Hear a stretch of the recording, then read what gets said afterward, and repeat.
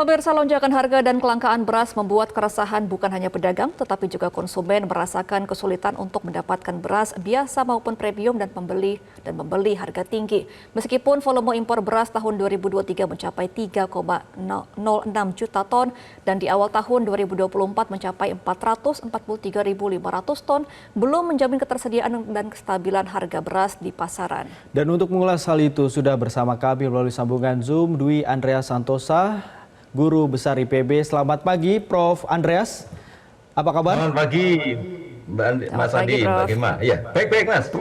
Ya, Prof. Andreas, ini saya juga kan sedang mencari-cari beras nih di toko-toko retail modern nih, kesulitan, khususnya yang premium. Nih, bagaimana Prof. Andreas melihat keadaan sekarang ini? Premium aja susah, Prof. Apalagi yang biasa begitu dengan harga yang dinilai stabil begitu.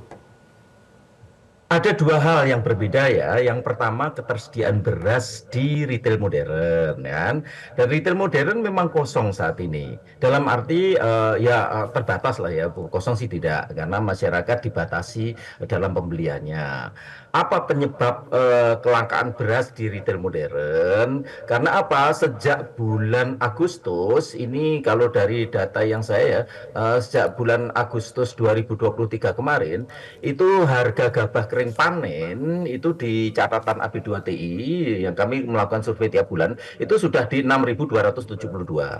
Dalam arti dengan harga gabah kering panen di 6.272 sudah barang tentu penggilingan-penggilingan padi besar ini sudah tidak lagi mampu menyerap gabah. Karena apa? Penggilingan-penggilingan padi besar ini yang mampu menghasilkan beras premium dan yang memasok beras premium tersebut ke retail-retail modern, kan? Nah, jadi sejak saat itu mereka sudah tidak berhenti berproduksi. Karena berhenti berproduksi sehingga ya bisanya hanya melepas stok yang relatif terbatas. Sehingga itu menyebabkan stok mereka saat ini cukup rendah sehingga kemampuan mereka untuk memasok ke retail juga sangat rendah. Karena apa? Perusahaan-perusahaan besar dan retail modern ini dibatasi HET, Mas. Dibatasi harga eceran tertinggi yang berapa? 13.900 untuk zona 1. Bisa dibayangkan bagaimana caranya memproduksi beras premium yang harga gabahnya sudah di atas 6.000, sedangkan harga di konsumennya dibatasi 13.900. 13.900 itu sudah di konsumen, sampai di tingkat produsen itu 13.500 kira-kira biaya produksi, pengemasan dan sebagainya, sehingga nggak mungkin. Sehingga untuk itu pasokan mereka sangat terbatas di retail. Lalu bagaimana terkait dengan kenaikan harga di masyarakat? Memang kalau kita lihat lonjakan harga memang relatif tinggi. Sebenarnya harga beras itu sudah mulai stabil di bulan catatan saya di Oktober. Oke, karena nama hostnya siapa ya hari ini? Bisa dilanjut, Prof. Andreas? Mulai stabil di bulan Oktober. Di bulan Oktober di 14.500 hampir 4.600. Di bulan Desember juga sekitar 14.600. Tiba-tiba di Januari mulai melonjak dan paling tinggi saat ini. Saat ini kemarin saja di 3 hari yang lalu itu 15.150, kemarin itu sudah 15.400. Dan ini kemudian juga diikuti gejolak harga di level petani. Ini catatan kami, Mas, di level petani sebenarnya sejak bulan September juga sudah mulai turun. Di harga gabah kering panen itu di 7.240, di Desember sudah 7.064. Jadi September ke Desember sudah mulai turun. Tapi kemudian melonjak lagi saat ini. Saat ini di Jawa Timur catatan jaringan tani kami sekitar beberapa seminggu lalu 7.800, saat ini sudah 8.200. Jadi ini, lalu permasalahan karena apa? Nah, ini persoalannya. Permasalahan karena komunikasi pemerintah yang salah. Jadi sudah sangat sering kita dengar di media-media, pemerintah menyatakan bahwa terjadi defisit beras di Januari dan Februari sebesar 2,8 juta ton. Nah, pernyataan ini yang membuat panik masyarakat, sehingga terjadi Prof. panik Andreas, buying. maaf saya potong terlebih dahulu, kan tadi Prof mengatakan bahwa memang ada kenaikan impor ya di tahun 2023. Nah, kita akan menampilkan terlebih dahulu nih, Prof, data dari BPS yang menunjukkan impor beras di tahun 2023 di layar kaca berikut ini.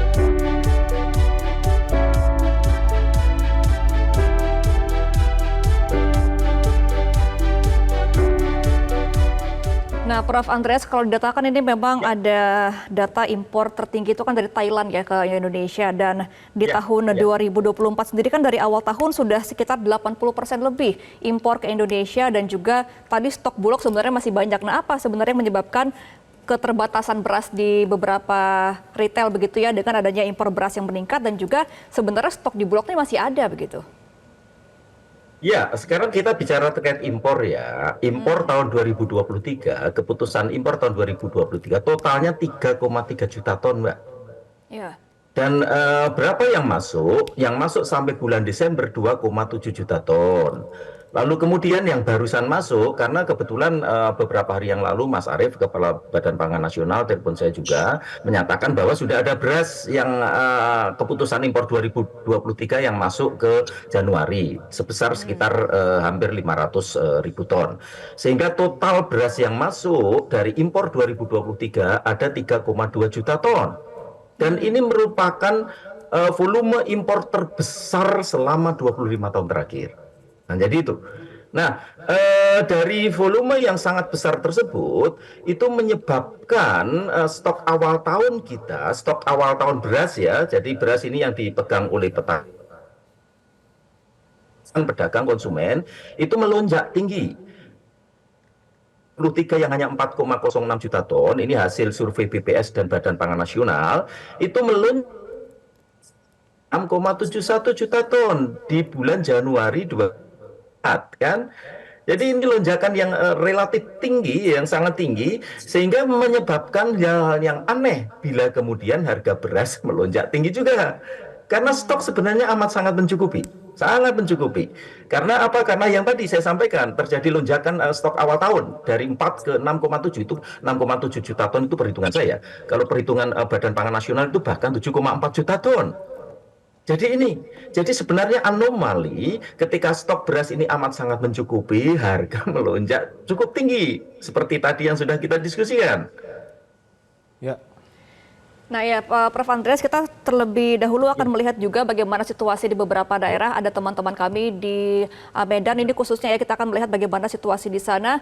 Langsung aja kita akan sapa. Selamat pagi, Yusuf Septian. Kita akan bertanya kepada Anda bagaimana situasi di Medan dan bagaimana mengenai penjualan beras di pasar yang ada saat ini berada.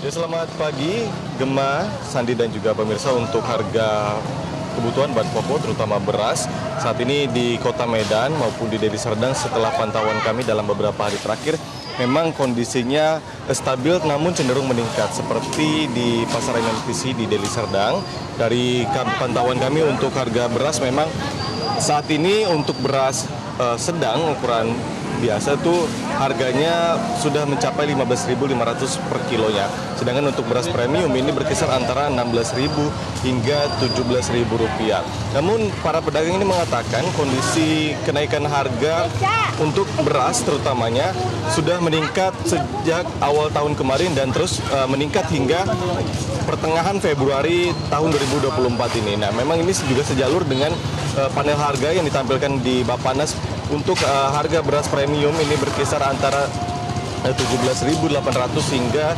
18.800 rupiah per kilonya, dan untuk harga tertinggi ini bisa mencapai 18.800 rupiah begitu. Lalu untuk harga kebutuhan pokok lainnya seperti minyak dan juga gula di pasar MMTC di Deli Serdang ini mengalami peningkatan yang sangat signifikan, di mana untuk minyak curah dalam beberapa hari terakhir atau beberapa minggu terakhir itu dijual dengan harga Rp18.000.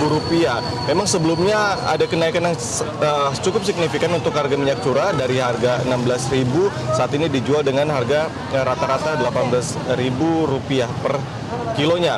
Sedangkan untuk minyak jenis kemasan ini dijual dengan harga Rp15.000 sampai Rp16.000 karena memang untuk modal yang diambil oleh para pedagang di pasar ini juga cukup tinggi. Untuk harga minyak kemasannya sudah di angka Rp14.000. Lalu untuk minyak premium begitu dijual dengan harga Rp19.000 per 1 liternya. Lalu untuk beberapa komoditi lainnya yang juga mengalami peningkatan yang cukup signifikan saat pemilu kemarin, dari pantauan kami bersama dengan beberapa pedagang, terutama untuk komoditi cabai. Untuk cabai rawit merah atau cabai caplak dalam bahasa di Sumatera Utara ini, Gemma dan juga pemirsa, cabai caplak itu dijual dengan harga Rp60.000 per kilonya pada hari ini. Memang untuk peningkatannya sangat signifikan sejak 2 hari lalu atau saat pelaksanaan pemilu 2024, dari yang harganya 35 bisa meningkat ke harga Rp60.000 per kilonya. Namun harga-harga tersebut mulai berangsur turun setelah 3 hari memasuki hari ketiga setelah pemilu 2024. Begitu juga dengan harga-harga cabai lainnya seperti cabai hijau maupun cabai merah keriting ini sudah mulai turun dari yang kemarin sempat dijual dengan harga Rp35 sampai Rp40.000. Saat ini sudah mulai bergerak ke arah yang lebih stabil di angka Rp25.000 hingga Rp30.000. Sementara demikian pantauan harga kebutuhan bahan pokok dari Deli Serdang, Sumatera Utara. Gemma, kembalikan dari studio. Baik, dari Medan kita ke Lampung ada Sylvia Agustina. Sylvia, bagaimana pantauan Anda khususnya komoditas untuk beras di Lampung saat ini? Memang harganya stabil atau naik, dan bagaimana stok di sana? Apakah ada atau langka? Baik Sandi, Gemma, dan juga pemirsa, berdasarkan pantauan kami di sejumlah pasar yang ada di Kota Bandar Lampung, seperti di Pasar Cimeng, juga di Pasar Tambin, tempat saya melaporkan saat ini, harga beras memang mengalami kenaikan. Untuk beras kualitas medium seharga Rp15.000 per kilogramnya. Sementara untuk beras berkualitas premium mencapai Rp16.000 per kilogramnya. Memang terjadi peningkatan harga pada komoditas tersebut sekitar Rp1.000 sampai Rp2.000 per kilogram. Informasi yang kami himpun dari para pedagang, kenaikan harga ini memang karena adanya kenaikan harga dari gabah di tingkat petani akibat dampak El Nino yang menyebabkan mundurnya masa panen di sektor pertanian khususnya padi. Meskipun begitu, stok beras di pasar yang ada di Kota Bandar Lampung masih terjaga walau kondisinya memang tidak semelimpah biasanya. Untuk stok beras sendiri di Provinsi Lampung, Pemprov mencatat jumlah pasokan beras saat ini sejumlah 516.038 ton yang diprediksi mampu memenuhi kebutuhan masyarakat yang ada di Lampung hingga Januari sampai April 2024 mendatang. Selain itu, ketersediaan beras di Lampung juga disokong oleh cadangan beras pemerintah yang dimiliki oleh Bulog Lampung sebanyak 15.573 ton. Demikian Sandi dan juga Gemma. Ya, terima kasih Sylvia Agustina, laporan langsung dari Lampung. Sebelumnya juga ada Andre Septian Yusuf dari Medan. Selamat kembali bertugas teman-teman. Prof Andreas, kita langsung ke Prof Andreas. Bagaimana Prof tadi melihat dengan laporan teman-teman di lapangan, begitu khususnya di beberapa daerah, ini dari stok hingga harga juga masih ketar-ketir gitu, Prof, dengan stoknya sekarang dan juga harga masih naik. Apakah ini memang terimplikasi dengan adanya bansos yang diguyurkan dan juga ada beberapa kebijakan-kebijakan yang telah dilakukan, ini masuk ke dalam situ atau seperti apa, dan bagaimana solusinya untuk langkah itu, Prof? Karena kita tahu bahwa nantinya ada Ramadan dan puasa, dan ini juga nantinya kan ada berimplikasi ketika pilkada. Ini apakah memang satu urutan atau seperti apa pandangan dari Prof Andreas? Ya, saya tidak melihat sampai ke arah sana ya Mas ya. Saya hanya melihat dengan data dan situasi yang ada di lapang di jaringan tani kami. Memang betul tadi yang disampaikan bahwa salah satu penyebab harga beras di pasar tradisional meningkat itu karena pasokan gabah yang belum begitu besar. Tadi juga sudah saya sampaikan harga gabah sebenarnya sudah mulai stabil sejak bulan September karena trennya turun terus. Ini kalau dari hasil survei AB2TI ya, jaringan tani kami ya, dari 7.240 ke 7.064. Tapi kemudian Januari Februari ini melonjak cukup tinggi, terutama di Februari. Tadi sudah saya sampaikan lonjakannya itu 7.800 di Jawa Timur, dan bahkan kemarin sudah 8.200 di Jawa Timur, sedangkan di Kerawang itu 8.500 di minggu yang lalu, dan sekarang sudah barang tentu lebih dari 8.500. Dan yang siapa yang menampung gabah-gabah dari petani itu penggilingan-penggilingan padi kecil. Penggilingan padi kecil yang kemudian memasok ke pasar-pasar tradisional. Untuk itu mengapa harga beras di pasar di pasar tradisional meningkat relatif tinggi. Jadi itu Mas penyebabnya. Lalu terkait bansos, ya memang pemerintah mengguyurkan bansos cukup besar ke masyarakat. Sehingga perkiraan saya saat ini stok beras nasional yang dipegang konsumen itu relatif tinggi. Kalau tahun 2023 kemarin, di awal tahun, stok beras yang dipegang konsumen hanya 11%, sekarang pasti jauh lebih tinggi daripada itu. Nah, lalu terkait bagaimana ke depan, sebenarnya aman. Kita dari sisi stok nasional itu amat sangat aman. Yang tadi saya sampaikan karena apa? Karena komunikasi pemerintah yang salah. Seharusnya pemerintah menyatakan di Januari Februari kita surplus 3,9 juta ton, harusnya itu Lumayan. bukan defisit 2,8 juta ton. Iya. Karena apa? Stok nasional kita sangat besar, Mas. Stok awal tahun aja 6,71 juta ton itu. Jadi itu, sehingga nggak ada masalah, sebenarnya nggak ada masalah yang berarti terkait stok nasional, terkait harga. Karena apa? Kenapa kok pemerintah terus-menerus mendengungkan bahwa kita defisit pangan, terjadi krisis pangan di dunia kan? Defisit pangan yang terjadi di Januari Februari 2,8 juta ton kan? Karena apa? Karena ya tadi, karena pemerintah ingin menjustifikasi keputusan impor tahun 2024 yang 3 juta ton. Untuk itu ini agak gimana sih, bagi kami sih kecewa ya kalau dari jaringan tani ya, karena pasti akan berpengaruh terhadap harga gabah kering panen dimulai bulan depan. Jadi saya pastikan terkait harga beras pasti turun di bulan depan, di bulan Maret. Jadi itu Mas. Baik, berarti memang stok masih aman dan juga ini mungkin hanya komunikasi dari pemerintah harus diperbaiki karena ini hanya menjustifikasi impor, tapi intinya memang stok beras ini aman sampai ke depan ya Prof. Andreas ya. Baik, terima kasih Prof. Dwi Andreas Santosa selaku Guru Besar Pertanian IPB sudah bergabung bersama kami di Metro Pagi Prime Time. Selamat kembali beraktivitas Prof. Andreas. Jelajahi cara baru mendapatkan informasi. Download Metro TV Extend sekarang.